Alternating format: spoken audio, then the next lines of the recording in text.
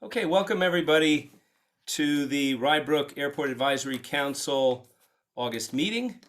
My name is Peter Schlachtis. It's my pleasure to have you all as chair. We'll begin with a pledge of allegiance and a moment of silence for our troops and first responders in harm's way. I pledge allegiance to the flag of the United States of America, to the republic for which it stands, one nation under God, indivisible, with liberty and justice for all.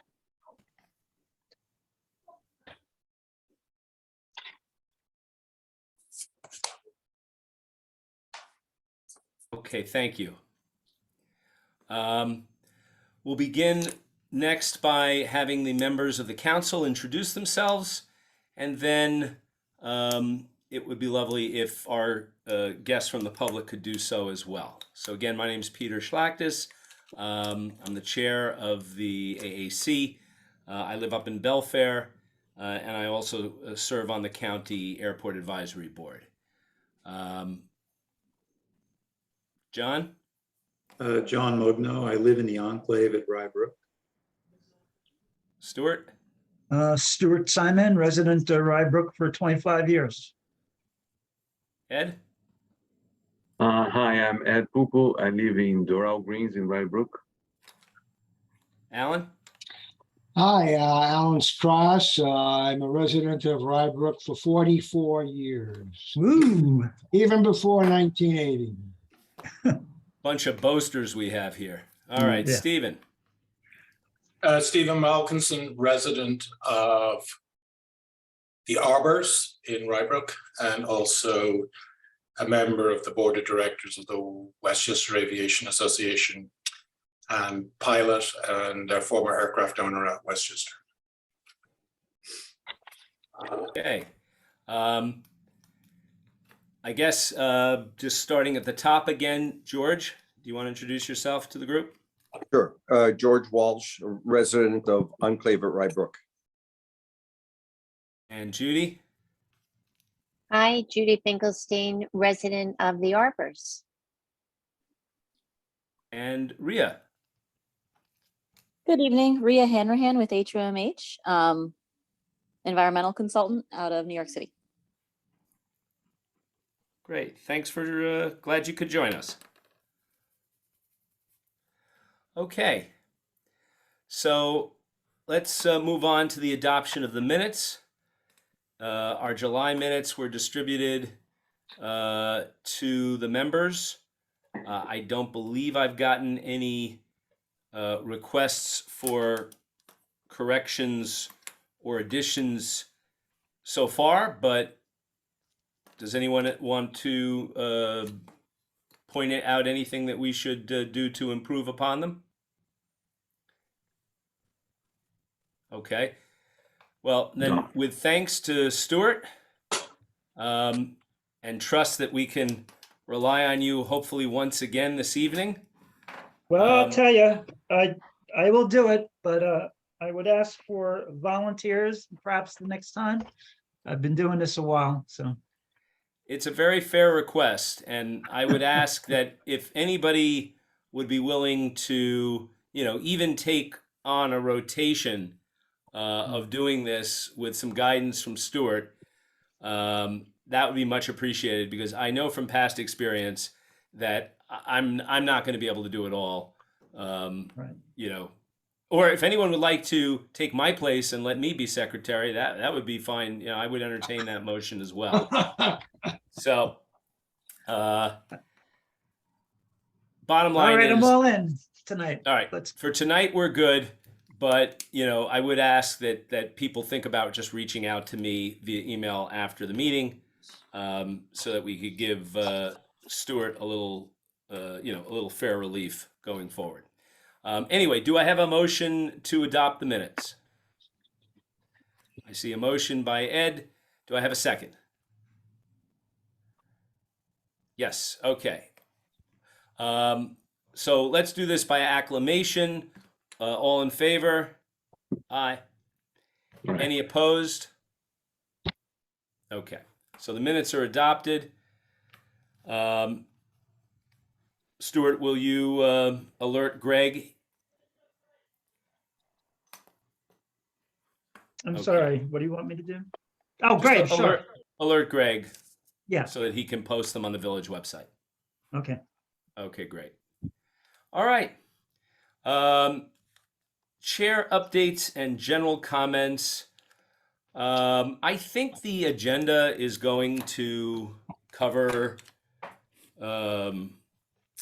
pretty much everything that I would cover otherwise. So I'm going to defer on that. So that said, is there anything that anyone, any of our guests would like to raise in terms of issues or questions before we get into the formal agenda? Nothing from me. Okay. All right. So I will just insert my thanks to all of you for showing up today at a time of year when I'm sure we'd all much rather be on the beach or a hammock somewhere. It's I'm glad that I've been able to surround myself with such singularly dedicated folks. I really appreciate all of you, and we could not do what we do if it wasn't for the group. So thank you again for being here tonight. And all right, so that brings us to first order of business, which is the County Airport Advisory Board meeting update. Was anybody here able to attend the August meeting besides myself? No? Okay. I have watched bits of the recording.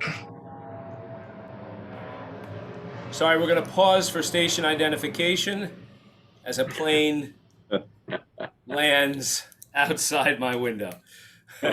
It's just too nice a night for me not to have the windows open. But, we'll deal, as that's what we do here, right? Stephen, I'm sorry, I couldn't make out all of what you were saying. I wasn't there, but I've gotten updates and I plan to watch the recording. Great. Yeah, and just, for everybody to know, the AAB meetings continue to be recorded and posted. They're being posted pretty promptly now and regularly, and that's a good thing. And I should also mention that going forward, the minutes of the AAB sessions meetings are going to follow a new format. They're going to be less substantive, but they're going to, in other words, they're going to be less descriptive, but they are going to indicate the topics that were discussed, and they're going to provide the hour and minute, the time log during the meeting, so that if you want to, get a more detailed, substantive view, you can simply go to that part of the video and listen to it yourself. This is going to both Interesting. save significant resources on the part of the airport staff and avoid debate over, how well they capture various aspects of the discussion. Okay, so the meeting included a bit of an update on our hangar expansion issues. So as you all may know, there are two formal hangar expansion requests that the county is entertaining at the moment. Well, I shouldn't say that. There are two formal hangar extension requests. One is from Millionaire, and that has been turned down by the county. It was turned down by the county despite and in the midst of a lawsuit that Millionaire has with the county.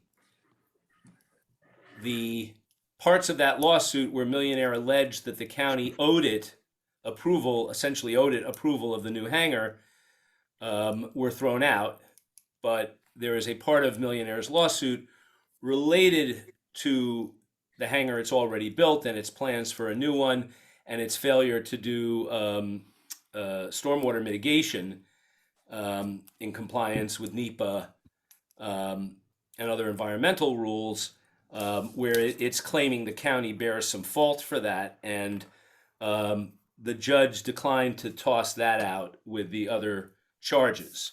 So it's working its way through, the legal process. But in the meantime, Millionaire came back to the county with another request based on new grounds within the lease. The county invited Millionaire to the AAB in June. It had hearings with the Board of Legislature and testimony that included testimony from the AAB chairman and a letter submitted by the AAB chairman. The AAB had previously debated the pros and cons and sent a partial response to the county, basically saying that we felt that the land that the Millionaire wanted to build this new hangar on, which currently has a smaller T hangar for light general aviation planes, should be, that Millionaire's request to replace that with a big hangar for large jets should not be entertained until Millionaire followed through on its obligation to make that T hangar, restore that T hangar to use for light general aviation, for a number of reasons, including the historical sort of funding for the hangar and purpose of Millionaire's whole lease, which is to be one of two fixed base operators at the airport responsible for making sure that light general aviation gets the services it needs. Anyway, in the aftermath of all of that, the county sent a letter in July to Millionaire saying that they're not prepared at this time. And I believe I distributed that letter to the members, right? And Yes, it did. the AAB, members of the AAB are discussing whether that letter is sufficient, even though it does create a path for Millionaire to come back yet again with a revised proposal. And so there have been other drafts that the County Airport Advisory Board has looked at with additional concerns and issues. And I guess now the AAB will make a determination as to whether it's said all it needs to say for the time being, or whether it wants to supplement or create a more comprehensive response to the county, which after all requested the AAB to give a formal response on Millionaire and its application. So enough said on that. The NetJets, there's really nothing new to report. It's very preliminary at this stage. There's a conceptual plan to take down the old hangars that it has and replace them in a different part of their leasehold with two much larger and more modern hangars to regrade their entire leasehold property. And, all that's going to take time. And to its credit, NetJets has come to stakeholders, including the AAB, early in the process, seeking feedback. So before I move on from there, any questions from anybody here regarding that, or statements anyone wants to make? Okay. No. Then we'll move. Sorry, Ed? I'm No, sorry, go I ahead. was on mute. I think it's worth noting that in the proposal from NetJets to the county, even though the hangar space is getting bigger, it's also going to contain offices. So they're going to be employing more people locally as they make this kind of a center for their activities. And the intention, there's a lot of very polluted ground by the old Air Force Reserve, and I think what was then the CAP that they're offering to clean up at their expense as part of the expansion. So I think Just that to- maybe- Yeah, so those are good points, although I need to clarify that in dialogue with NetJets, they made it very clear they are not offering to clean up whatever is there. They're open to considering it, okay, but they've basically said, look, we have no idea what's there. Testing has to be done. Yeah. And depending on what's found, we'll determine what we can contribute. But they've certainly indicated that at the very least they're willing to Yeah. contribute. I mean, they've been, and I've attended 2 meetings that they presented in, and they present themselves in a very, very professional and responsible way. It's polar opposite to the millionaire CEO, for those of you that have seen him speaking. So my guess is that the NetJets proposal will get a lot more serious consideration over time. Right. Ed? And I haven't seen NetJet's presentation, but can you give us an idea if any talks about what would be the impact in terms of more capacity to absorb more flights? All the discussion that we had around Millionaire's proposal, had this kind of discussion take place already? Well, so let me address it. The hangars are from the 30s and are falling down and are an environmental nightmare in terms of the way they heat themselves through oil and everything else. So replacing those hangars where the planes are literally tip to toe with a newer LEEDs qualified environmental hangar is really a good thing to do. But as they go to Great Plains, they are not the operator. Their owners of the airplanes are the operators, and they fly the planes where the owners want to go. Every NetJets plane is owned by 1, 2, 3, or 4 people. So NetJets itself, if more Westchester-based owners move in here, then there'll be more NetJets traffic. But it's an ownership model. I mean, you own your car, right? You decide when you drive your car, even though the bank may own it or the leasing company may own it. NetJets is a very, very similar model. They provide the pilots, but they are at the call of their owners. And that's also part of the problem with their curfew violations, right? With the VRFF violations, because if their owners want to come back at 4 a.m, there's nothing they can do to stop them because they're not the owner of the airplane, right? So I don't know that it is possible to draw a line from a bigger hangar where the planes are not tip to toe, where it's easier for the service people to work on them, and more traffic at Westchester Airport. I don't think you could say there could be less, you could say there could be more, and both could be right. Stephen, are the owners some big corporations, or they're more just wealthy people? It's both. It's individuals and it's corporations.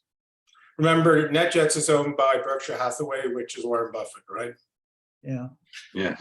So we can't, as you said, Stephen, we can't draw a line. So there's no clear or evident correlation, between increase of flights and whatever they want to do there.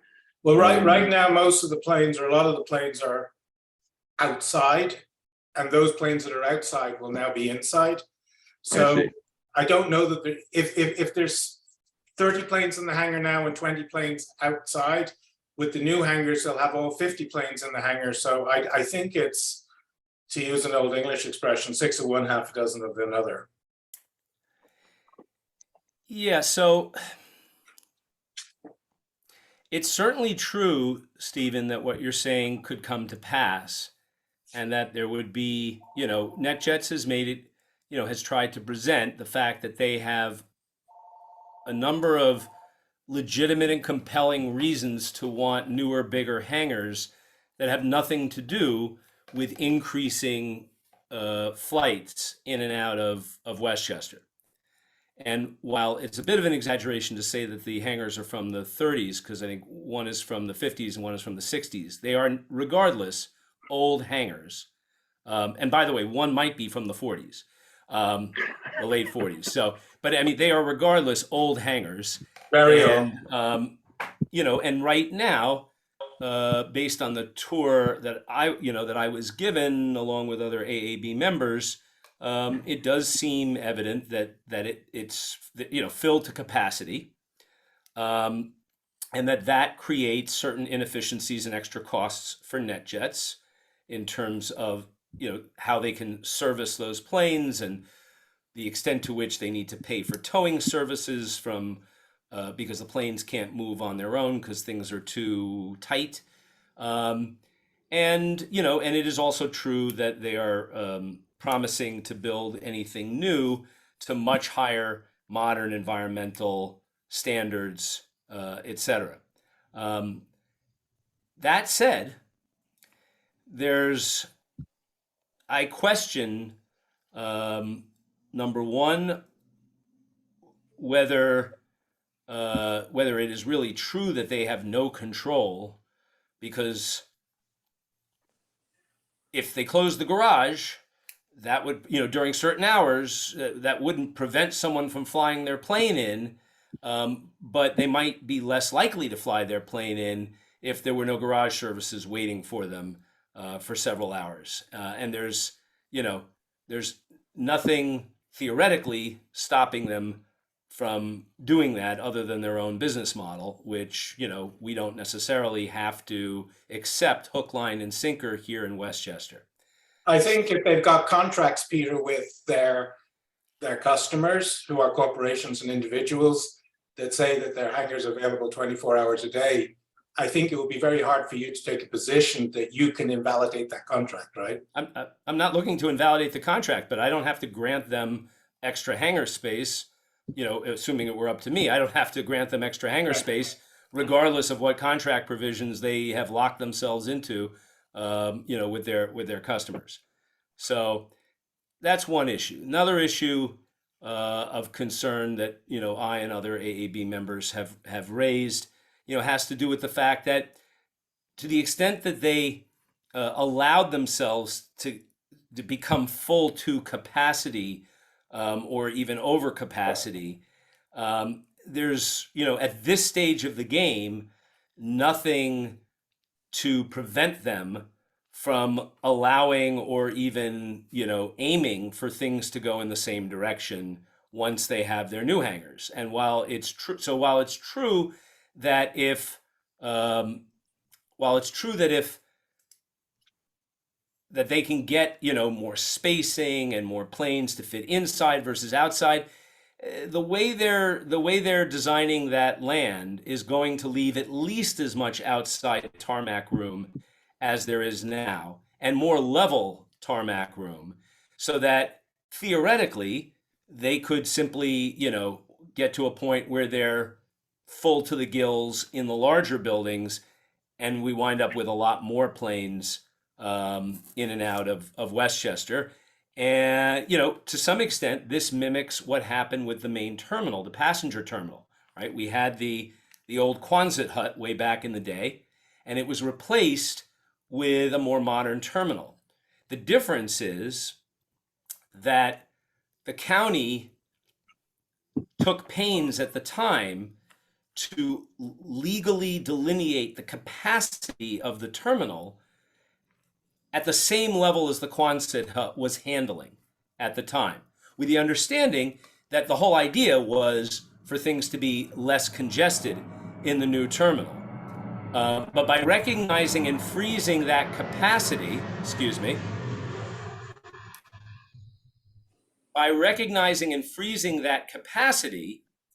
and creating the terminal use procedures law, the idea was to enable a bigger facility at the airport, but with checks and balances in place to make sure that bigger facility couldn't become, couldn't just fill up to a larger volume. And frankly, even with those laws in place, we see today that there are plenty of times during the year, including this summer, when there are more people, more passengers using that commercial terminal than ever before. So it's fraught, is all I'm saying. And the last bit of the story is that you can't do anything at the airport in isolation. So no matter how professional and different NetJet's approach is, if, Millionaire has already built a new hangar, and if NetJets gets a chance to build 2 more new larger hangars, then it becomes increasingly difficult for the airport to draw a line in the sand and say, well, no more, no mas, because the FAA the grants that we get from the FAA commit us legally to treating all airport users equitably. And, it's not just NetJets and Millionaire even. There are other fixed-based operators who, while they haven't submitted formal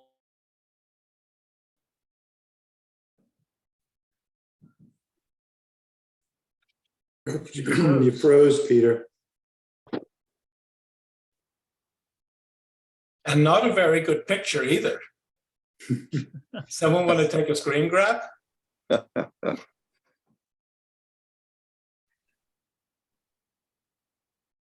think that he's reconnecting. Yeah.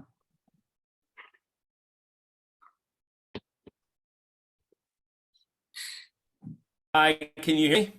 Yes, Yes, we can hear you now. All right. So did you, I hate to ask, but when did you lose me? Oh, about 10 minutes ago. Good evening. Excellent. Welcome to the meeting. That's when we lost. Okay, do I have a motion to adjourn? Yes. Yes, so by all means. Excellent. You were raising the question if that they have to be treated equally. So if Millionaire goes bigger, if NetJets also will have grounds to claim that they should be given the same kind of authorization to go bigger, and that's the point that you were trying to make. Yes, and there are other FBOs, other private hangar operators at the airport that have expressed informally to the county a desire to explore similar options as well. So it's a slippery slope. So look, not to Just, take Peter, away for the anything. for the record, because I'm just going to go on the record and say it's my personal belief based on my personal experience that bigger hangars doesn't necessarily mean more traffic. I truly believe that. I see it I had a plane with a hangar and I had a plane without a hangar, and I didn't fly the one that was in the hangar anymore. And that's what most people would say. So, by the way, the T hangars that you mentioned are going to come back online. And there's 13 hangars there, which means the 13 planes that are currently sitting on the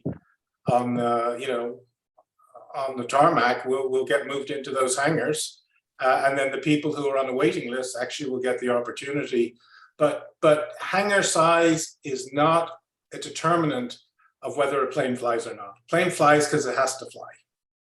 Yes, understood. Especially a G5 or a G650. No one's going to hop in a plane that costs $8,000 an hour for fuel to go on a joyride. These planes, by and large, go places because the principals, Jamie Dimon or the CEO of IBM, needs to go to a meeting.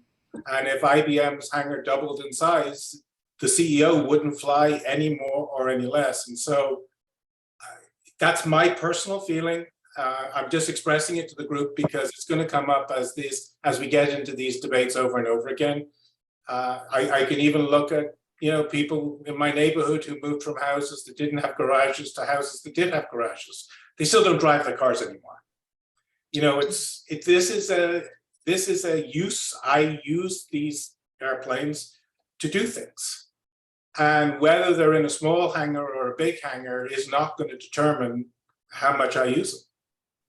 Stephen, I also want to mention that this is all conjecture and you're one person who's making this statement. Yeah. We do not necessarily have enough evidence either way at this particular Correct. time. Either way. Yeah. Right. Either way. But the absence of any indication of either way does not preempt this conversation. In other words, does not preclude us from engaging this conversation. I think it's important for us as a group to have this kind of conversation because our mission is to advise the Board of Trustees on any issues that we feel they should be alerted to and they should monitor closely, and there is any threat to the change of the status quo. So we should continue, I believe, to monitor this discussion. And because again, from a lay person perspective, like me, and I believe others in this group, if somebody tells me, oh, by the way, I'm knocking on the county's door, asking a permission to go bigger, from a layperson perspective, oh, okay, so if you're bigger, that means that you're going to increase your capacity to absorb more volume of operations or the like. So I thank Stephen for trying to clarify that there's no direct or immediate correlation between square footage and more traffic. Nonetheless, I mean, we should monitor, because again, intuitively one would say, well, if I have a bigger place to absorb my clients' requests is to land and take off from here, I'll be in more business. So that's the reason of engaging this conversation. I would ask the CEO of NetJets to let me go and look at 5 of their hangars in other airports and see if those big hangars are tip to toe the way they are in Westchester. And I'd almost guarantee you that they won't be. So any fear that all of a sudden they would get a new hangar and make it look like the old one, which is causing them immense problems, I think is overstated. But it can very easily be proved by looking at the inside of other NetJet hangars, because I'm sure as a corporation, they have a policy, and that policy is followed universally everywhere. But Stephen, it's the problem is it's very hard to prove because conditions will change. And if NetJets grows, and they can't, which is their, corporate mission to do, then they're going to have to make do with whatever facilities they have, just as they have at Westchester. And look, it's bigger is not better and bigger is not badder, okay? But bigger is bigger. And given the fact that, we are, given the fact that that the airport already operates at a level that is distressing to a large number of people, given that it is on on a very environmentally sensitive land, next to our drinking water source, and given that once you build it, the FAA pretty much prohibits you from limiting its use, whatever it is, it just, I think behooves us to put the onus on NetJets to maximize the guarantees and the ways that they can strengthen assurances, that a larger hangar won't and couldn't wind up getting used in ways that make everybody regret the choice. But that said, we're at the beginning of a process, and NetJets is got plenty of time to figure out ways to provide those types of assurances, as does the county. And the main value of this conversation is the fact that, look, NetJets is one of the main, just like Millionaire, one of the main operators at the airport, even a bit more so than Millionaire. So it behooves us. Sorry, Millionaire is not an operator. No. Well, so Millionaire is a tenant and they're an operator and a tenant as well. Or maybe they're a tenant too. So they're both tenants. But the bottom line is that both facilities are major facilities used for operations at the airport. So it behooves us to educate ourselves, because sometimes these issues can all of a sudden flare up and start moving very quickly. And then, groups like us should not be caught flat-footed, having not spent a lot of time or any, much time bringing ourselves up to speed so that we can respond and provide timely advice to the village, which is our mission. Okay. Great. Now, with that said, I want to move us along. There's not much to report with respect to the FBO litigation, other than there was an interesting dialogue at the AAB meeting where airport manager Gaspari described how the county, prior to the lawsuits, essentially offered these newfangled airlines. They call them they're referring to them as single seat charter operators. So they're operating under, and Stephen, you can correct me, but they're operating under the charter side of the aviation laws, not the regulations or designations that you would think apply to the larger airlines that you think of when you think of airlines. But they are selling single seats for specific flights on aircraft designed or outfitted for more than 9 passengers. And under the plain reading of our local terminal use procedure law, that puts them in the same category as the larger airlines, and obligates them to come in and out of the terminal and to fit themselves into the limitations that exist on terminal activity per half hour in terms of number of passengers and number of gates that can be used. Stephen, is that Yeah, you no, want to add to that? let me simplify it. 10 years ago, if I wanted to go to the airport, I called a taxi. And taxis, as we know, are regulated. In fact, we had choices. We had limousines and we had taxis. And as you know, but from the standpoint of the consumer, you called a number, you got a ride somewhere. And then in the last 10 years, we now have Uber. Now, again, from the standpoint of the consumer, it's the same. You don't call a number, you use an app, and you still get your ride wherever you want to go. But Uber is managed under a completely different set of rules and laws than the taxi commissions are, especially in New York City. So what we have here is something very similar in that there's nothing illegal about what these companies are doing. They're using a different set of laws that if you're the consumer, it doesn't look any different. From a consumer's point of view, you're paying for a ticket and you're going to Florida either on JetBlue or on JetSuite, right? But it is a provision in the charter laws. It's always been there, but now it's being it's got more focus because it's a way. Look, these flights on average are twice the price. So some enterprising people have seen that there's a way for them to charge twice as much to provide a service.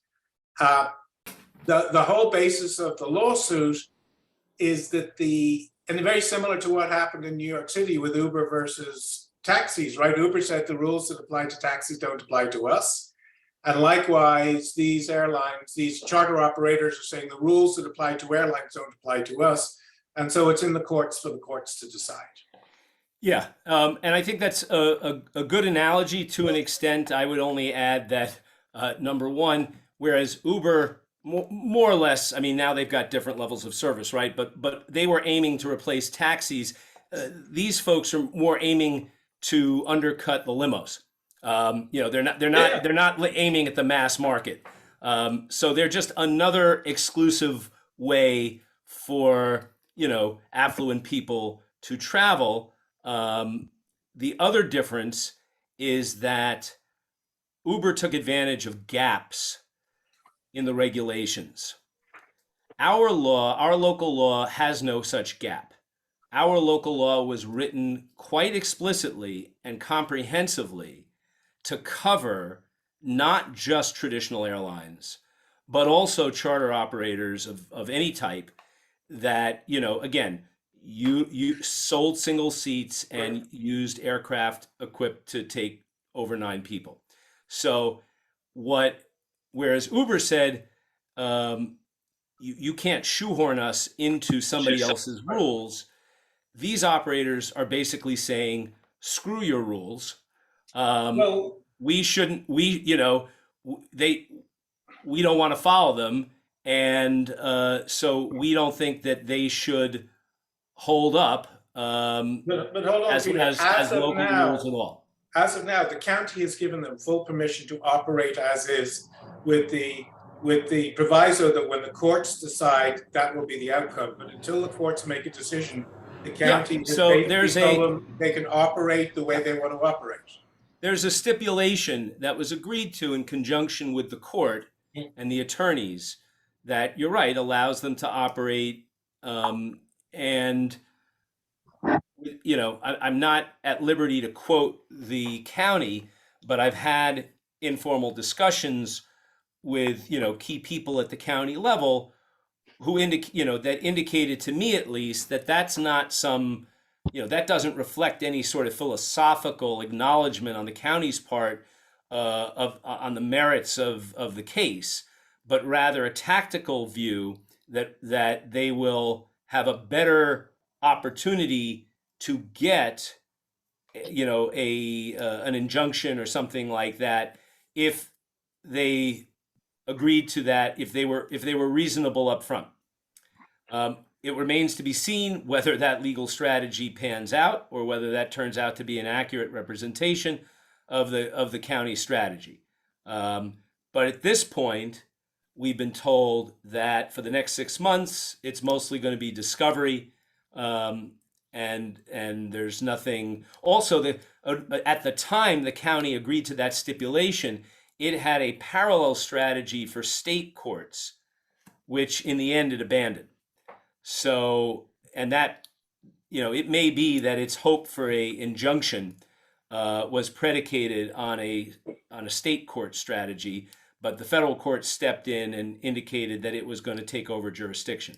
So in any event, without, you know, I'm not an attorney and I don't want to, you know, pretend to be one, but I'm just sharing with you some of the impressions I've gotten from my conversations with the folks there. But the bottom line is that what came out at the AAB meeting was that in addition to this stipulation, that, you know, the county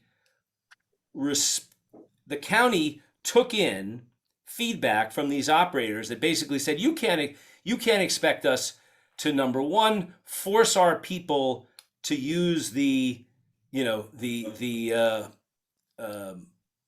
overcrowded and low quality experience of the main terminal, you know, with the riffraff.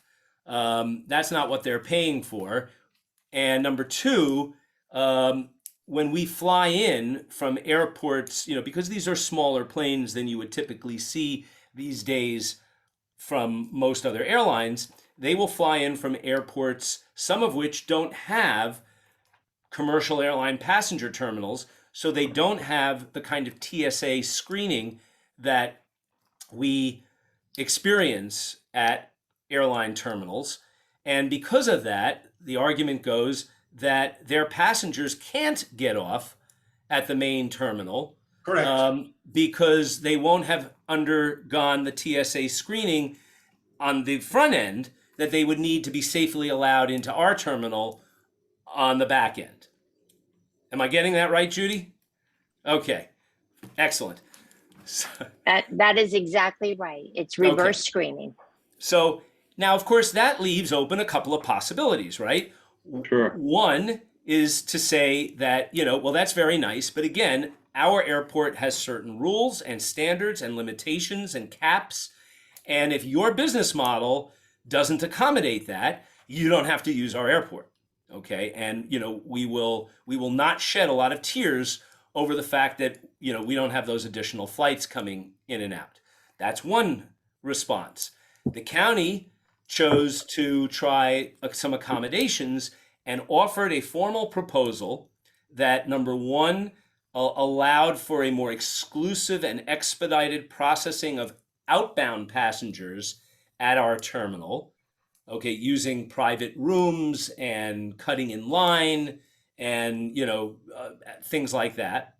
And then offered the airlines the opportunity to bypass the terminal when they flew in under those conditions, so that they could essentially still accommodate their business model, but also accommodate our local law to the greatest extent possible. And the airlines rejected Peter. that and filed suit instead, seeking to have no rules apply to them whatsoever.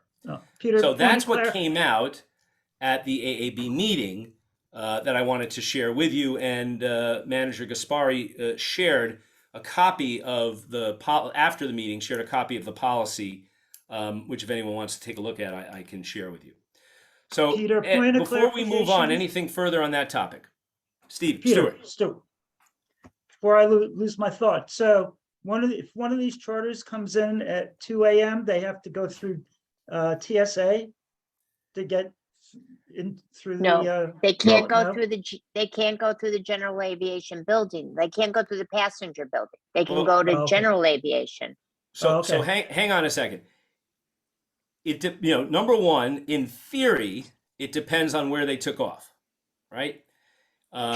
If they took off at a airline terminal at some other airport, then they, in theory, could go through our airline terminal. Remember, our airline terminal is open 24/7.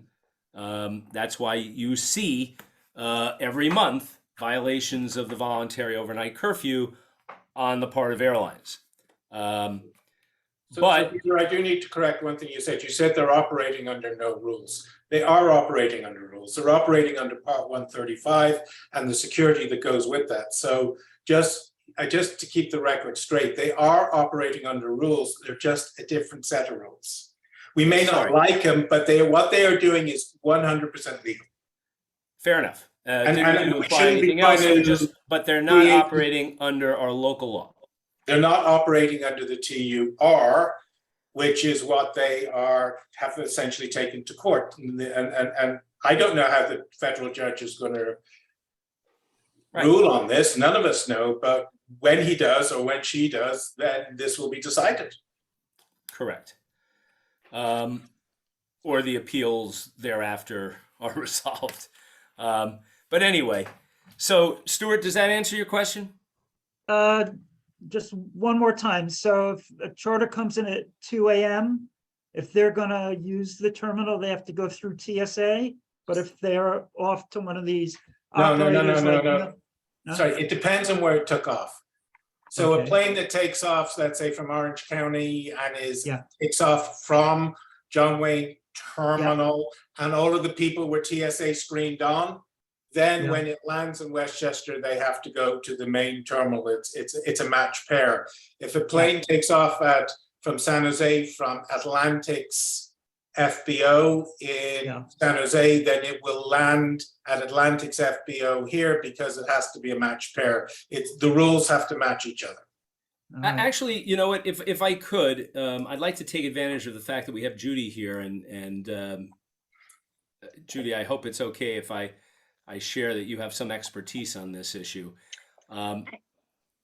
But I'm happy to share what I know. I just have to also say that I'm not as deeply involved in the operational side of it. It is possible, and I don't know the arrangements that these carriers have, but each carrier can make arrangements with the Transportation Security Administration to make this doable. But it is my belief, and you were right, Peter, what you said, if they're screened at their onboarding, then they could come through. But if they're not screened on the outbound flight, they can't arrive into the passenger terminal unless they've made special arrangements, and they can do that.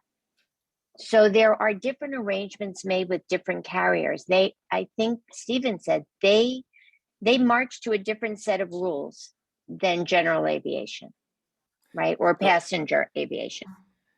Is it, however, if they were to leave from a airline terminal, with the full TSA screening, Yes. would they not be allowed to They would be. deplane at an FBO? Oh, I believe they could deplane at an FBO. Yeah. I don't believe the TSA has a keen interest in your FBOs. It's a whole different set of rules that govern FBOs versus the general aviation or passenger arrivals. So they could So- essentially step down from a airline terminal TSA front end FBO. They can't because the bags are tagged to HPN, LHR, ORD, That is- and have to be delivered through the secure environment to the baggage carousels in the airport. So there's no way a plane could load up at LAX and land at Atlantic, because there's no way that the people who check their bags can get those in the secured environment that they need to be protected. So Stephen, I will certainly be happy to look into it, but if I understand what you're saying if a bag is tagged at a passenger terminal, the Correct. bag has to arrive at a passenger terminal? Yeah, I'm not so sure. So Well- I think you can take a bag from a passenger terminal and have it delivered at a general aviation. There's no security risk. who's going to unload the airplane and who's going to wand all of the bags so that the carrier, like in American Airlines or United, knows that the bags were actually taken off the plane and delivered to the passenger? So it seems to me that a private air carrier who's running these types of, let me Yeah. call them charters for lack of a better word, they have their own baggage handlers. Correct. They have Well, baggage handlers, they have ramp agents, they have people who can load and offload the bags. I don't think TSA cares. no, where TSA the may bags not arrive. care, Right, but that's the what I'm saying. contract for carriage probably does care. That I can't speak to. I mean, if you're looking from a security perspective, they don't care where the bags come in as long as they've been screened. Meaning they don't have to go to a passenger terminal once they're screened. Well, that would be I mean, to the extent that we can get any further clarification on that, it might be a good thing for us to know. Again, planes of this type fly into FBOs all the time and get unloaded. Mhm. So if the FAA isn't, mandating that it goes to the main passenger terminal by law, I don't see. I hope none of you ever get in a situation where you're flying across the country, as I have, and you have a hydraulic problem, and the plane lands in some godforsaken place where there's no terminal. You sit on that plane, they don't let you out, they don't let you to the FBA. You are not allowed to get off that plane. But that's because you're bound for another airline, TSA, screened airline terminal, right? Correct, because the only one who can touch an American Airlines plane is American Airlines employees. Right, but we're not talking about. That's the point. No, We're not what we're talking American about Airlines. is, and what I thought we were talking about is a plane taking off, like Let's say from, Blade starts in Orange County and winds up in Westchester. yeah, but where's it departing from? Let's say it's departing from the departing from terminal? John Wayne in Orange County. So for whatever reason, it's going through TSA there. Okay. But then the bags are unloaded the same way. They will be baggage tagged to HPN. They're not going to be baggage tagged to Signature West, as an example. I understand, but if Blade's plane pulls up to Signature West because that's where it wants to let its passengers out, who's going to stop it? Who's going to have what to say about those bags getting unloaded at Signature West? It's a good question. I don't think there is a problem with that. That's just from working ramps for as many years as I have.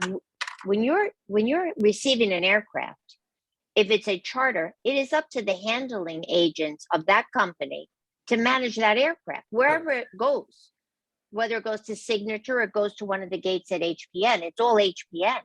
It's just where does the plane park, and wherever it parks, that's where it gets offloaded.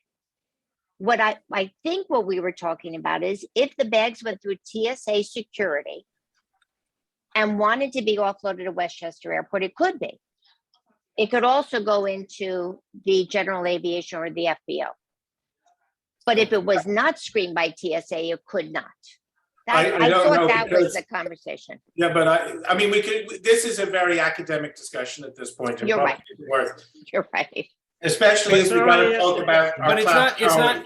it's not completely academic because it does speak to what the county's options are in working with these. But I do agree that it's probably time to go on. But Ed, you had a question or a comment?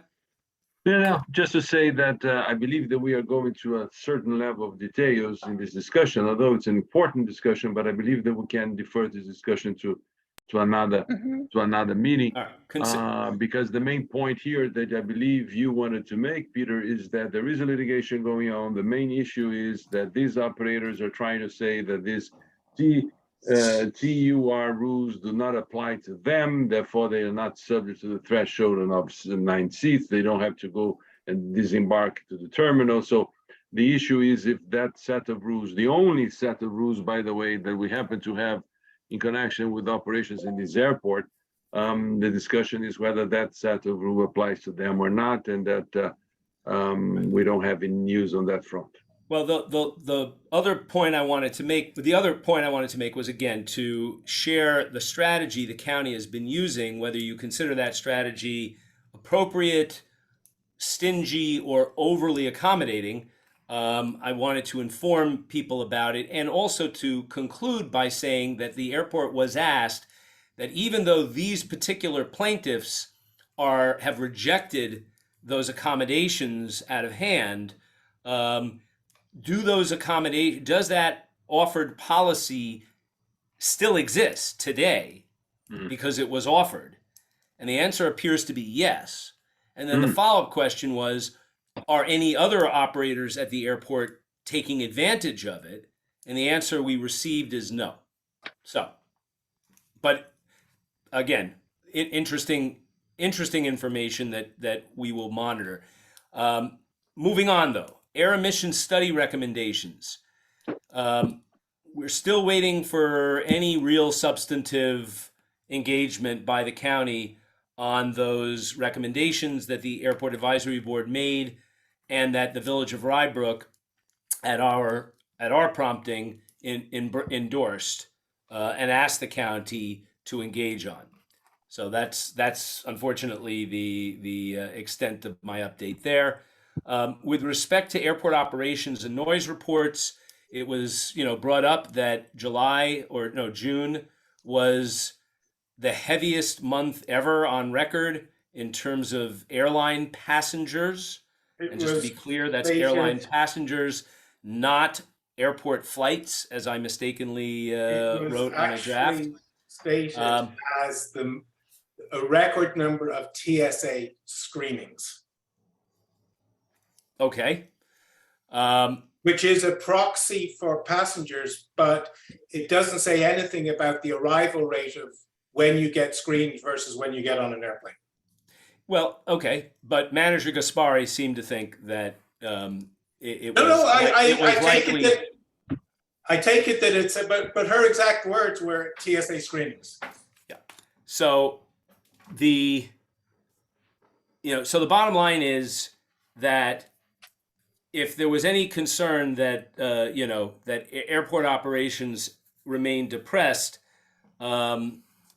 post-COVID, that is essentially a thing of the past, because up until now, it's really been, as acknowledged by the airport, the commercial airline side that has remained below historic levels, while private aviation regained, it's regained pre-COVID levels much quicker. And now, of course, we're seeing, at least on the passenger side, if not necessarily on the flight side, equivalent or higher numbers than pre-COVID.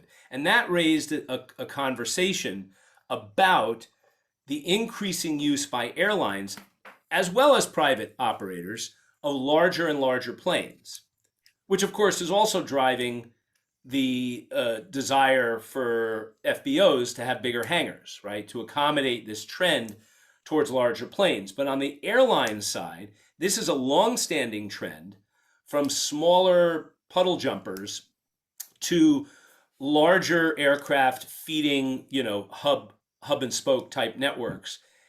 The question, though, is if you're utilizing 200-seat planes, which is, what the airport reported was becoming more prevalent, and you have a legal limitation per half hour of 240 passengers coming and going, it makes it very easy to blow through that, because it's not like, it's not like more planes are showing up and going in and out than normal as a tip-off, right? It's just a question of how full airlines allow the one or two planes that they have operating during that half-hour slot to be, and in general, given the number of planes that have slots, again, the airport acknowledged the airlines are committing to not filling up those planes in order to stay compliant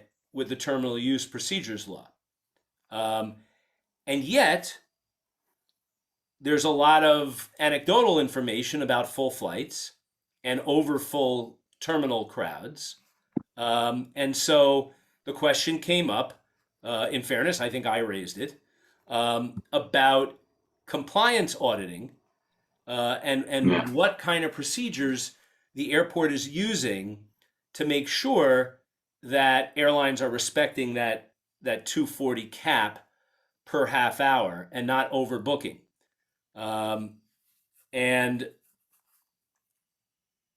basically the airport manager agreed to come in maybe not next meeting, but in the next couple of meetings and provide a presentation to the airport advisory board on the process that the airport has been, is, and will be using to track that compliance. Okay. So Peter, the majority of planes that come in are Embraer E195s that hold 110, 115 people. There's the new Airbus 220 that's being used by Breeze. That's, I think, about 110. The Airbus A320, which I think we get about 4 a day, that is the largest plane that comes into the airport, and that sits between 140 and 170 people. So yes, if all 4 gates were filled with A320s, you would clearly blow through that 240. Well, even if all 4 gates were filled with Embraers, Depends what, you have to figure what time are they actually leaving, what time are they actually taking off. I mean, when a plane lands, you got to get all the people off and then you got to get them all back on. But the only plane that ever flies in and out that holds 200 people is the 757 that carries, I think it's an ice hockey team. The Delta kind of flies, I think, the Rangers around in. But in terms of commercial operators, the largest plane that comes in here is an A320. JetBlue. so I'm simply again relaying the information conveyed by the airport manager and the airport staff. I hear you. Nobody was representing that every plane. No, coming you in said and out- planes with 200 people on board. Nobody was claiming that every plane Yeah. coming in and out was holding 200 people, but I'm pretty sure if you go back to the recording, you'll see that reference to planes of that size were made and by the airport staff. So appreciate the clarification. That said, really, regardless, the issue remains that course. it is certainly feasible for the airlines using the aircraft that they're already using, which in general are larger than in the past, or trending larger than in the past, have the capacity to go beyond the 240 limit, and the airport is, duty bound to ensure compliance. So we can expect to see a presentation on the procedures there. Okay. Peter, Curfew can I- violators. Yes. I Judy? just want to ask one quick question. Are there runway restriction landing weights? Like, can they land with over 250 people? Can larger planes come in? The largest plane that is allowed come in, Judy, is a 757, but by prior approval only. And the only time 757 does come in is when it's carrying it's either the Rangers. It's probably only got 30 people on board or 40 people on board at the time. I understand. But all of the commercial airlines are either flying Canadair CRJ 700s or Embraer 195s. There's 4 A320s, but in theory, the largest plane by weight that can come in is either a 737 or an A320. Well, okay. Okay. So just so you know, I mean, Steve, that's not 100% correct, right? Because the airport, and I'm not going to be able to recite to you exact Yeah. weights, but there is a maximum safe That's what I weight on expected. the runway. Yes, And then there Takeoff is, and landing. Yes, Yeah. both. yeah, but you must also remember, we have a short runway. very short. That's why I was runway. asking the question. And so practically, you're never going to get a 767 in here. You're never going to get an A330. The runway is just not long enough. Right. So once again, there is a maximum weight on the runway. Right. And there is a weight a bit below that for which prior permission is, I'm not sure if the proper, if it's required or requested. Prior notification. Yeah, well, prior notification. Well, is it just, there's no permit? Well, it is true that the airport does not, whether it can or it can't, it does not typically not approve those requests. Right. But it does keep track of them. Yes. And I think the main reason, frankly, is for runway maintenance and runway wear and tear monitoring. Yeah, Okay. I simply asked the question for knowledge that if an airline is only using their 200 maximum in a half hour, can they exceed that by bringing in a larger aircraft? That's all I was asking. Can the runways manage it? Can they take off? Can they land? Right. It sounds like right. not really. Practically, the answer is no, just because of the Yeah. runway length. The Yeah, I runway mean, lengths. yeah, certainly. Basically, there is no limitation. There is no legal limitation on use of the runways. The only limitation is what the FAA and the airport considers to be safe, and there's no written, rule. It really depends on the usage at the time. The only limitation applies. The legal limitations apply only to this definition of commercial airline, which again is a local definition, and that applies to the use of the terminal. And it involves the number of gates that can be used per half hour and the number of combined inbound and outbound planing and deplaning passengers that can be using the terminal in any half hour. And just to be clear, it doesn't apply 365 days a year. There are significant holiday periods that are carve-outs where the agreement is that the terminal capacity can be exceeded, and it is what it is. Thanksgiving. When people complain about overcrowding at the airport during holiday periods, what they should understand, what probably people don't understand is that the airlines are consciously overbooking on the capacity of the terminal, taking advantage of the fact that there's no legal limitation there. And so, that is the choice the airlines have made, and the passengers are dealing with the consequences. Okay. Thank you. All right. Curfew violators. Starting this month, the airport has agreed and has provided, and I think members of the board were able to see a complete list of curfew violators, and not just a short list of violators with 6 or more violations. We're trying that out to see if that produces useful insights. But I commend the airport and the county for sharing that information. In addition, it should be noted that the county noted 2 significant changes in the violations. Well, 3 really.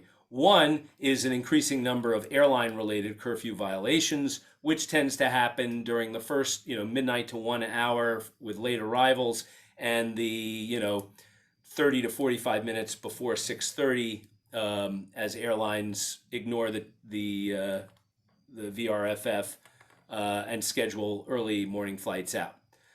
The second is that NetJets reduced considerably the number of violations attributable to its planes, and that appears tentatively to be the result of the airport's outreach campaign that it has begun this year to better publicize and promote the voluntary overnight curfew. it began, or at least one of its initial meetings was with NetJets. And it was not lost on NetJets during NetJets' presentation to the AAB that regardless of how nicely they approached us about the hangars, that people would take a pretty dim view of letting them expand their facilities while they are one of the leading VRFF overnight curfew violators. So it's good to see that they, tentatively appear to have been able to make a significant difference in VRFF flights, despite, despite whatever contractual obligations they may have.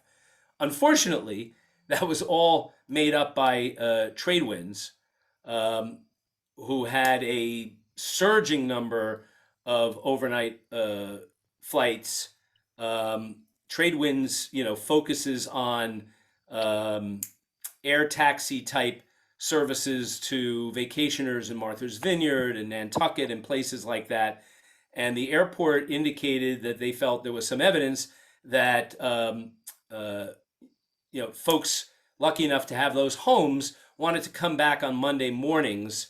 And so we're consistently asking Tradewinds to send them planes at an early enough hour that it forced them to leave here during the curfew. Needless to say, there wasn't a whole lot of sympathy for that type of operation, and the airport, on the part of the AAB, and the airport pledged that it would be, actually, I think it was already scheduled to meet with Tradewinds. So we'll see what that results in. Okay.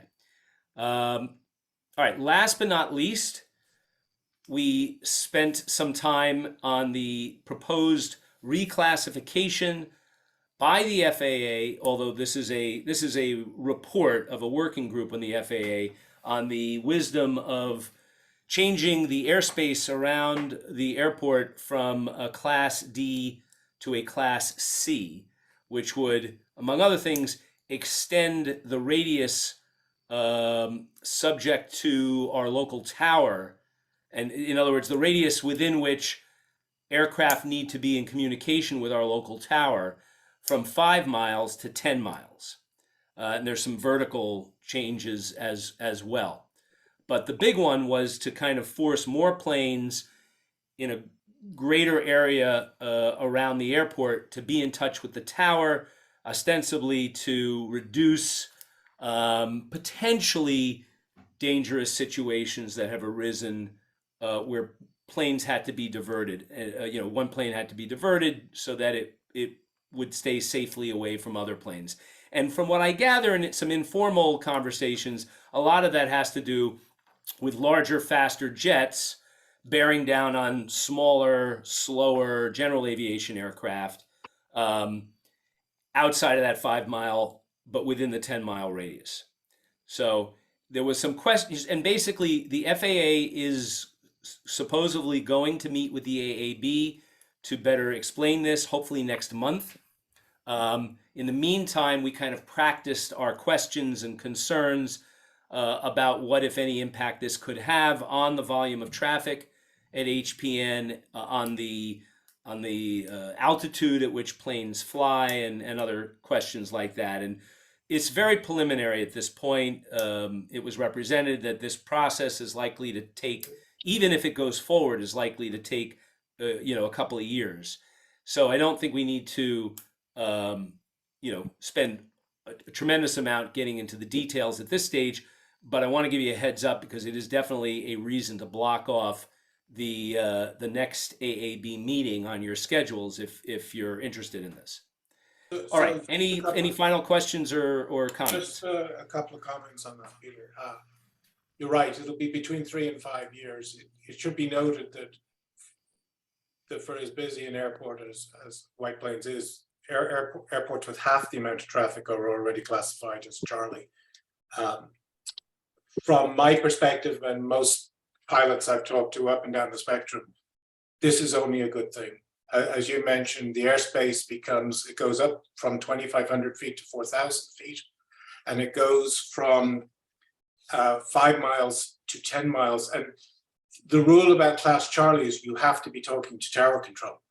The reality is there's an awful lot of pilots, believe it or not, especially older guys, believe it or not, in the private space who abhor the idea of having to talk to anybody.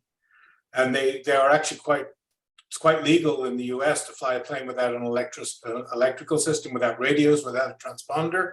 But you have to stay clear of class Delta, which is where we are now, Charlie, Bravo, and Alpha airspace. So this will have the impact of keeping a whole load of planes that are kind of flying around the periphery out, which I think will only be better in terms of the ambient noise that you would get from those planes. Planes that are on instrument plans that are coming into the airport, they're still going to come.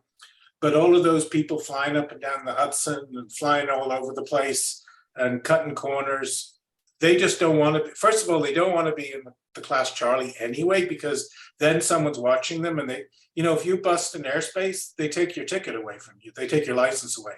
So people see a big class Charlie on their sectional, they keep away from it. So I think in general, it's going to be a good thing. I don't know if it's going to keep 100 planes a day away or 20. Clearly on a sunny day on a Sunday, there'll be a lot of planes that will be staying far away from the airport, and that can only be a good thing.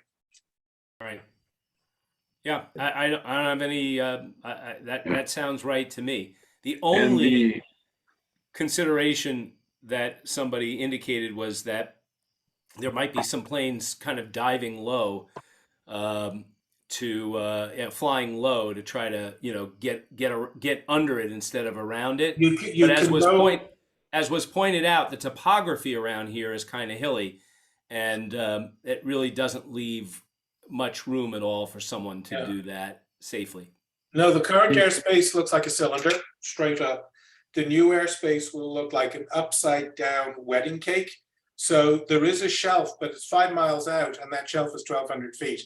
Most pilots that have a will to live are not going to be flying under this thing. The only other option they have is to fly over it, which is going to be 4,500 feet, because this is all above ground, not at sea level. So when it happens, I think it'll be generally a good thing. It'll also put more order into the people coming in here. So some of the planes that used to just drop in kind of unannounced, that's not going to happen anymore, because you got to get into a Charlie, there's process involved. So I'm very excited about it, actually. I think it'll be good for everybody. Great. Any other comments or questions, Ed? No, I was just saying, but then I know it caught my attention what Stephen just said, that any pilot that has a will to survive, is that what he said? Stephen, did I get that right? So that's a good will to have, a good desire to have. I read the report. Thanks for sharing the report with us, Peter. Too much technical terms, but they have a very compelling argument, which is the whole exercise was motivated for safety reasons. They want to increase the level of safety around this airspace. So let's see now on the sections where they say conclusions, they say that they are still going to finalize their recommendations. So hopefully, we'll know more, but thanks for sharing that with us. And again, as everything else, this needs to be on our, radar screen to see what is the impact here. I'll let you all in a little secret. This proposal came from the tower employees. Mm-hmm. Tower employees in the class Charlie airport get more pay than tower employees in the class Delta. So there might be a little bit of self-serving here, but I don't care. These guys work hard enough as it is. And if this is a way for them to get more money, we should all support it. But there is some actual financial advantage to the reclassification. Yeah, the only thing I will say is the conditions cited as a justification for this don't appear to be anything new, and frankly, this idea is not new. If anything, while the emplanements for commercial aircraft have grown, we continually hear that the overall number of flights is down from historic highs. So in any event, that's an interesting the question point to be asked is perhaps not why should we do this, but why hasn't this been done years and Before. years ago. I guess we will find out as the process plays out. Anyway, let's move on. We really need to spend the time that we have remaining revisiting the master plan process and our advocacy role there. Because as you may know, there are now two more public forums that have been scheduled for February. One is the Tuesday after Labor Day, which I think is in Newcastle in Chappaqua, and the week later in Greenwich. So neither of which are particularly far from us. And the county has indicated it may do even more after that. So, and there's no indication that those meetings are going to correspond with anything new to report about drafting revisions to the master plan. In other words, this is still about letting different groups of people have their say at the outset. So that's number one. Number two, our John, is proceeding in accordance with ideas that we discussed and shared last month. I believe with setting up video interviews on different topics relating to the airport and master plan process, with the idea of being able to utilize them in coming weeks to keep people informed and engaged. John, do you want to give us an update? Yeah, thanks, Peter. It's the organizing principle is the document the village released to all the Rybrook residents that listed 4 priorities the village has with respect to the master plan. And what we're going to do with the Rybrook Focus Program is the first one is going to be basically, if Stephanie can arrange it, and she says she can, Chris Bradbury, the village administrator, Jason Klein, the mayor, and Stephanie, the trustee who's associated with this committee, and I. And what we'll be doing is discussing why the village did this. This I think is an uncommon step the village took. What made them take it? Why do they think it's important? How important do they think citizen participation is? The next 3 are going to be on basically the 4 points that the village is stressing. One of those points is the environmental strategies issue. And thanks to Peter, we had trying to arrange in the next 2 weeks to have Nancy Barr, our county legislator, who's very familiar with these issues, and Peter himself discussing what exactly the environmental issues are, why people should be concerned about them, and what do they want? What does the village think would be a good strategy, and not the village be a good strategy here? And what is Nancy doing at the county legislator level? The other 2 topics, I'm just looking at our list here. One is airport expansion, and we'll do that one. And the other is the voluntary overnight curfew. So we're going to have 4 of these focus programs, basically focusing on the issues the village administration has highlighted as important to the village. And we might well get 2 of them done before Labor Day, and the other 2 will come earlier in September. John, thank you very much. Any questions for John? Okay. That's very much appreciated. And that moves us really to the question of, do we want to make any recommendations regarding the village's continuing engagement and promotion of resident engagement in the process, given what's going on, in particular, given the 2 September meetings in relatively close proximity.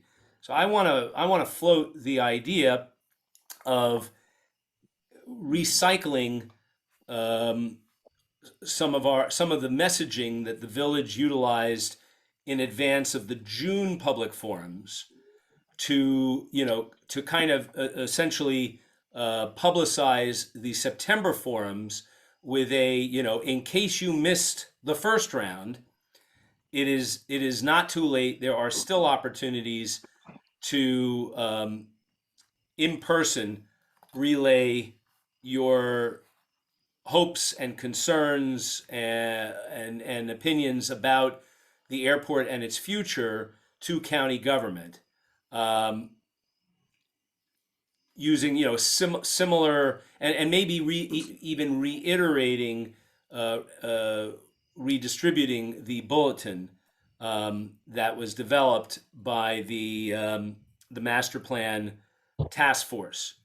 It seems to me that we have all the tools and the messaging, and while we're in the process of developing these videos, it would be quite easy for us to remind people that this is still ongoing and that there are these opportunities to participate, and getting the details. My view, if these are important issues, it's certainly worthwhile for the village to reiterate what its position is. And I think it could be important. It was sent out, as you say, in early June or something like that. Right. I think it needs to be brought again to people's attention. Okay. Any different feelings? Okay. Well, I'll take that as consensus. Ed? Different topic though, related to what you just said about the public hearing in Greenwich. Yeah. I don't know what kind of relationship we have with Greenwich, but I wonder whether the village could somehow be involved, because we do share the King Street corridor with Greenwich. So some sort of a conversation perhaps Chris could have with his counterpart in Greenwich, enticing them to foster some participation from local residents on their side of the border. Believe me, the county did this in response to requests by parties in Greenwich, and it's going to be held at the church on King Street, up by the airport.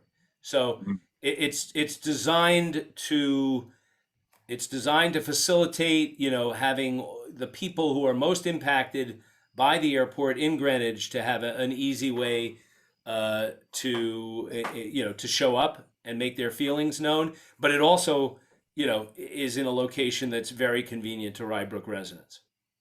Okay. Thanks. Stuart? Clarification. Nope. So, but Ed, by all means, the fact that there can, and it couldn't hurt for there to be some communication with Greenwich and Rybrook to see if there's any coordinating steps they could take that would help both communities. So I think that's a good suggestion. Thank you. But I will say, Peter, what has surprised me from prior discussions we've had is how difficult it is for, let's call it the village of Rybrook, to form an alliance with Harrison, with Greenwich, with the guys to the north, Newcastle. So, I mean, that these surrounding entities, municipal entities, can't act in a kind of united way is astonishing to me. They all have the same issue. I know you. Yes. I mean, there is some coordination and, but you're right. The level of coordination is not nearly what you might expect it to be. We've discussed a little bit, some of the factors that play into that, and I won't, given the hour, delve into it again here right now. But yeah, I don't disagree. I mean, it should be noted, I suppose, that Northcastle and Bedford, for example, are at least at the municipal level, seem to be more focused on not having a alternative flight path, located over their communities than anything else right now. They both submitted, letters to that effect that were shared with the AAB. But in any event, point taken. Okay, beyond what we're doing, beyond what we've talked about, which is having the village raise awareness of these upcoming meetings, redistribute the bulletin, moving ahead and then publicizing John's video series. Oh, and I should add, I've sent the village requests to update and to update Your our website page website. to better reflect the new information that's coming in, and do some other housekeeping on the links that are there. I shared that with you, Ed, and with Vib. I saw it, yeah. Yeah, and when and if you have the opportunity to provide additional feedback, that's of course welcome. But the bottom line is we'll make sure our website is set up, so that it is up to date and usable. Okay. Any other suggestions regarding our strategy at the moment? Okay, seeing none, let's move forward. I mentioned essentially in the conversation the update on the AAB subcommittee on alternate flight paths. Stuart, that's probably why you haven't heard anything further. There's nothing to hear. But I will tell you that the chairman of your group is working with the chair of the county AAB and Westchester Aviation Association to explore alternative ways to deconcentrate the noise on inbound flights from the north, by perhaps just by spreading things out by hundreds of feet or yards, as opposed to creating whole new flight paths. But that's still in preliminary stages, which is, so I don't see, my own personal opinion is you're not going to get called on anytime soon. Right. Okay, anything further on there? Just for Overnight. clarification purposes, especially for those who joined us for the first time, this was a proposal to change the flight path of landings coming from the north. We in Rye Brook, we are primarily impacted by landings coming from the south, where we are located, right? And so just for the sake of those who joined us today for the first time, so whatever they're talking the north, I think that we came to the realization that won't impact us, because we already heavily impacted by these landings from the south. Right. Is that and a fair? and it should is be that a added. fair summary? I think it's a good summary, Ed, and it should be just added that it is no coincidence, in my mind at least, that this attention paid to the incoming northbound flights is a direct result of the fact that noise complaints from the communities to the north for a number of years far exceeded those from any other communities. More recently, there was a period where Harrison and Purchase also had a surge in complaints. And lo and behold, there was some consideration of what could be done regarding certain flight paths that impact them, which really the only reason that got derailed was a discovery that they had kind of tried it on their own with the FAA a few years ago and got shot down. So that sent everyone back to the drawing board. But when people say that noise complaints don't matter, I think it's fair in a sense, right? That there's noise complaints. An individual noise complaint does not produce any discernible response. But taken together, a community's noise complaints can and do have an impact on county policy. So that said, moving forward. Peter, there was a longish article in the Washington Post about a community that lives right near Dulles Airport. Did you happen to see that? I didn't. I would love if you could share it. That may be beyond my technical capabilities, but I'll see what I can do. But the point of the matter was, these people have been fighting. They have perhaps a worse situation than we do, but they've been battling and they've had some success. And the success only came when the citizens groups went directly to the FAA. Dealing with political figures didn't get them anywhere, but going directly to the FAA got them somewhere. That's a very good point. Yeah, and the FAA, when they were here a couple of years ago in Chappaqua, a year and a half ago, they said that, you know, they establish roundtables with stakeholders at different airports, but they're there sitting at those roundtables. There's nothing, you know, I don't know that there's anything stopping us from, you know, from advocating for the creation of that. You know, it would be yet another forum, but maybe a more fruitful one. I mean, look, let's just be clear.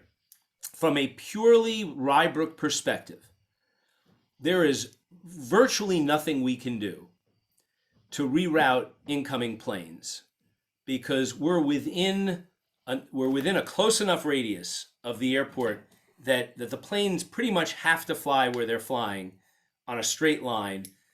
You know, they can't deviate too much that close to the airport to come in and fly safely.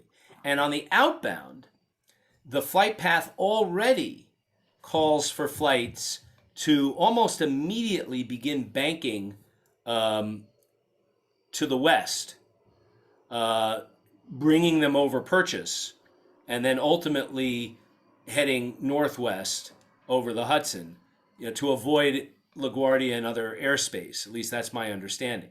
So the very few and only very small planes that are taking off to the south wind up flying over Rybrook, other than the very northern part of Rybrook. You know, and there are procedures about the engine, you know, and the rate of climb, all designed to try to mitigate a bit the noise that those takeoffs have on the northern Rybrook and Purchase.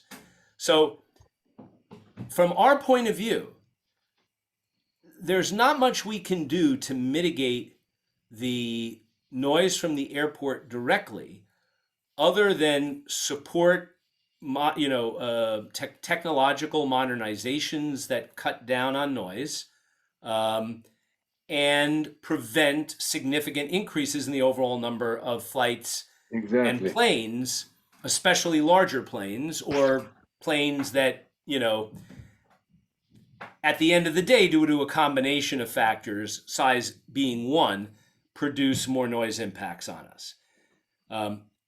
So other communities, you know, have greater hopes of making flight path changes you know, and having that significantly impact their experience. But for us, it's really about the overall volume of airport use and that's keeping our keeping a lid on it. Yep, what Ed?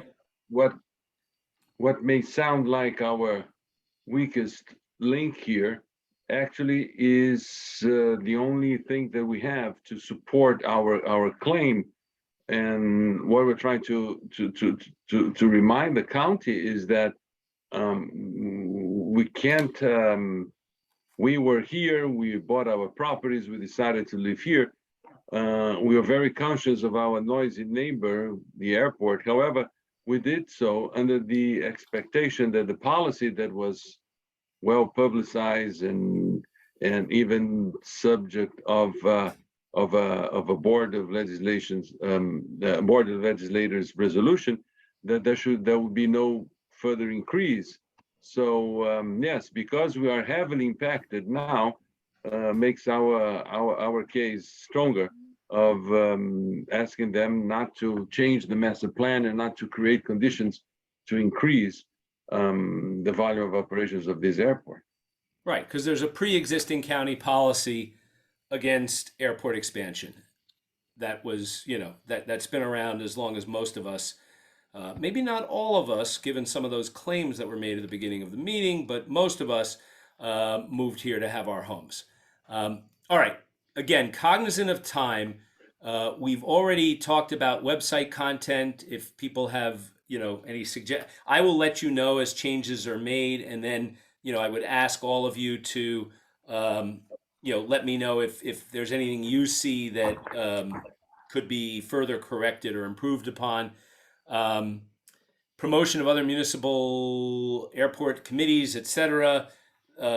Nothing, we touched on that as well. Nothing concrete there. Overnight voluntary curfew strengthening options. I did send around to the members of the committee the document from the airport about their 2022 initiative, right? And I think as well to the public, members of the public. That's the VRFF 2022, and I forget exactly what they call it, but it's their list of initiatives that they're taking to promote the overnight curfew. Did I not share that? I You don't did. re- I did. Okay. You did? You did? Well, if Maybe John let's got share it, it again.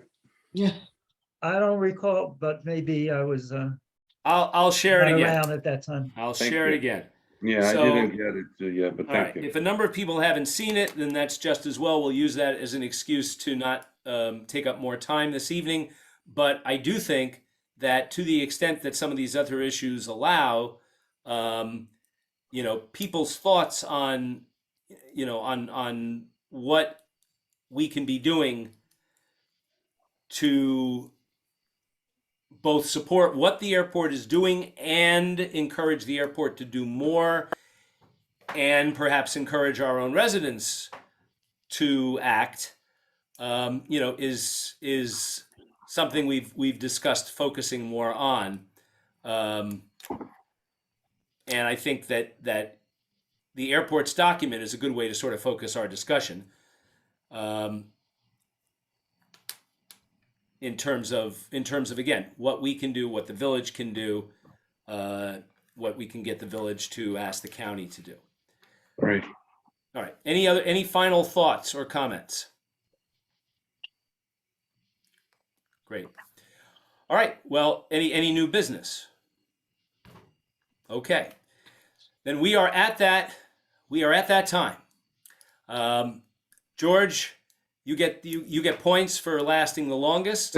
Actually, I take that back. Rhea's there as well, but I have to give the edge to George because we're actually seeing him pay attention here. I can only imagine that Rhea fell asleep an hour ago. I'm here. I'm happy Oh, to continue okay. to win, though. I was for your sake, I was hoping you fell asleep an hour ago. Peter, Well, it's our next meeting. No, I appreciate, thank you. I appreciate everyone's participation. Rhea, is there anything, you haven't had an opportunity to chime in on anything. Is there anything you'd like to say? No, I was just here to listen and observe. I'm actually speaking on community engagement at an upcoming GA conference, and this was very applicable to that. So I appreciate everybody's input and thoughts and letting me Great. listen in. I hope you'll be kind in your anecdotes. So anyway, thanks again. Good luck to you on that conference. Thanks to everybody, and we'll be in touch regarding our next meeting.